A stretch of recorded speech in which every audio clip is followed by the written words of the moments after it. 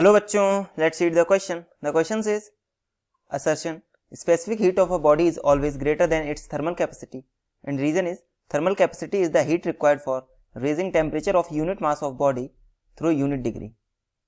अब देखिए assertion reason question है, हमें स्पेसिफिक हीट और थर्मल कैपेसिटी के बारे में बात करी गई. तो सबसे पहले की कॉन्सेप्ट समझते हैं. देखिए स्पेसिफिक हीट हमारी क्या होती है? It is the amount of heat. This is amount of heat needed to raise the temperature of 1 gram of substance by 1 degree Celsius. Amount of heat needed to raise temperature of 1 gram of substance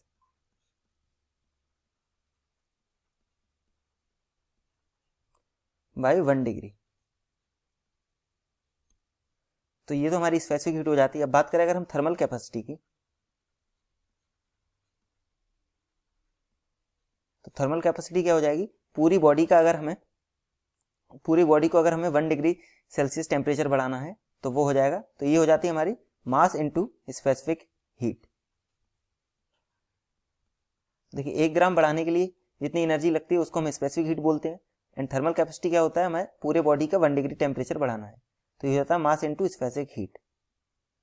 अब देखिए ये तो हमारा formula हो गया. इसके according अगर हम देखेंगे तो तो जो हमारी थर्मल कैपेसिटी हो जाएगी, यहां से सबसे पहले हम स्पेसिफिक हीट निकाल लेते हैं. तो स्पेसिफिक हीट यहां से हमारी क्या हो जाएगी? Thermal capacity divided by mass. तो देखिए यहां से स्पेसिफिक हीट हमारी always greater than thermal capacity हो, ये तो जरूरी नहीं है. तो असर्शन हमारा कैसा हो जाएगा? फॉल्स. Assertion is false. अब बात करें अगर हम रीजन की, तो thermal capacity is the heat required for raising temperature of unit mass of body through unit degree. देखिए यहाँ पे यूनिट मास नहीं, ये पूरा बॉडी मास होता है. तो ये भी हमारा रीजन गलत हो जाएगा. तो इसमें हमारे असर्शन एंड रीजन दोनों फॉल्स हैं. तो हमारा कौन सा ऑप्शन करेक्ट हो जाएगा? Option E, both assertion and reason is false is correct answer for this question. Hope you understood it well. Best of luck. Thank you.